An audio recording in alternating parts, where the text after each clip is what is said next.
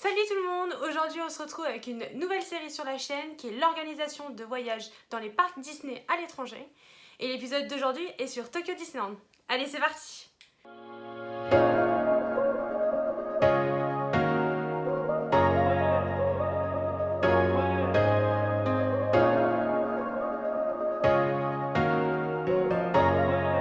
Donc avant de commencer ici, je vais mettre un petit sommaire, comme ça si vous voulez sauter des sujets et vous pourrez directement aller au sujet qui vous intéresse. Donc on commence tout de suite avec les hôtels. Donc, il existe 4 hôtels différents à Tokyo Disneyland.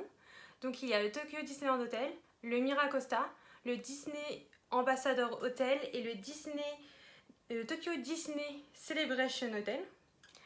Ensuite, il y a aussi des hôtels partenaires qui sont soit reliés par le monorail, soit qui vont être dans les Good Neighborhood, donc les hôtels voisins. Moi, aujourd'hui, je vais surtout vous parler des hôtels qui sont sur la propriété Disney, donc les 4 hôtels que je viens de vous citer. C'est un système assez particulier parce que c'est pas du tout comme chez nous où on peut réserver par exemple un an à l'avance. Les hôtels à Tokyo sont uniquement disponibles 6 mois à l'avance. Sinon, ça va être uniquement des nuits, ce qu'on appelle sèches, qui vont être vendues sur le site.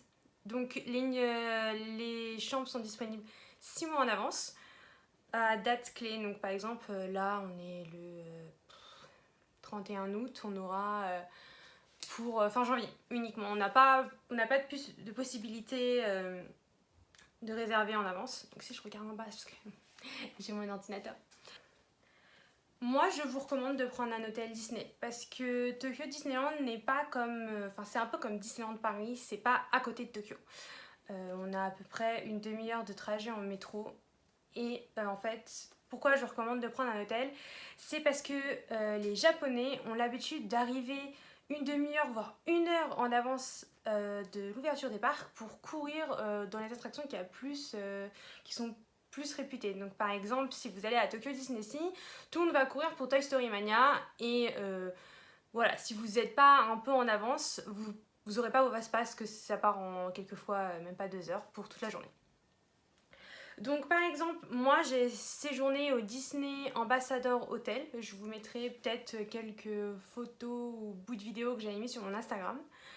C'était un hôtel un peu style années 50, donc c'était vraiment sympa. Les chambres étaient très spacieuses, donc si on doit comparer à nos hôtels de Disneyland Paris, je les ai fait à peu près tous. Et on va prendre par exemple le Newport, qui va être à peu près dans la même atmosphère. Les chambres sont quand même beaucoup plus grandes.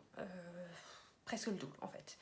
Donc c'est vraiment pas mal. Après, je vous ne cache pas que les prix sont assez élevés. Je me souviens plus exactement, mais ça devait être facile du 250-300 € la nuit, sans les places. Donc nous, moi j'ai décidé de uniquement prendre une seule nuit dans un hôtel Disney, de Disney, parce que pour l'expérience, mais ma deuxième nuit, je l'ai pris dans un hôtel partenaire. Donc prendre un hôtel Disney. Pourquoi? Parce que quand vous êtes à l'hôtel de Disney, vous avez comme chez nous des heures de magie en plus, sauf que ce n'est pas 1 heure, c'est 15 minutes. 15 minutes c'est court, mais pour aller chercher des fast-pass à Toy Story Mania, c'est bien utile. C'est ce qu'on avait fait. On est arrivé pile à l'heure, on a tracé jusqu'à Toy Story Mania, on n'a pas fait la queue.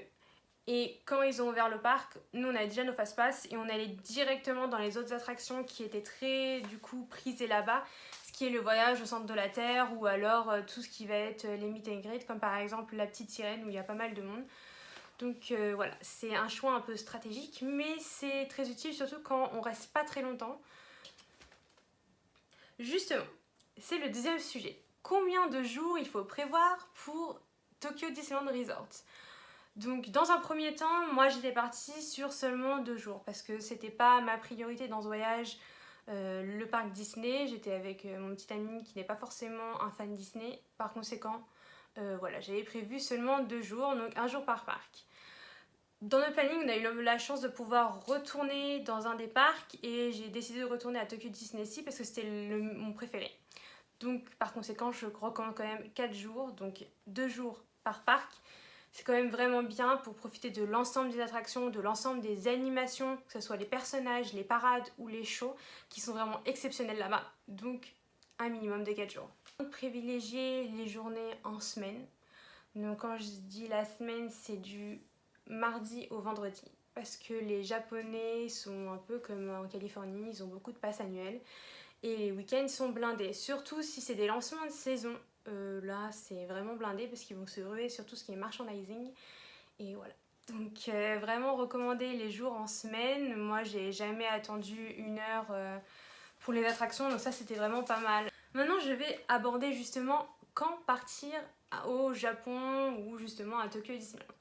Donc pour ma part, j'ai choisi le mois de novembre. Pourquoi? Parce qu'il n'y avait pas trop de monde, c'était le lancement de la saison de Noël. Donc ça c'était vraiment pas mal. J'ai pas eu trop l'effet justement où il y a du monde parce qu'on était venu en semaine.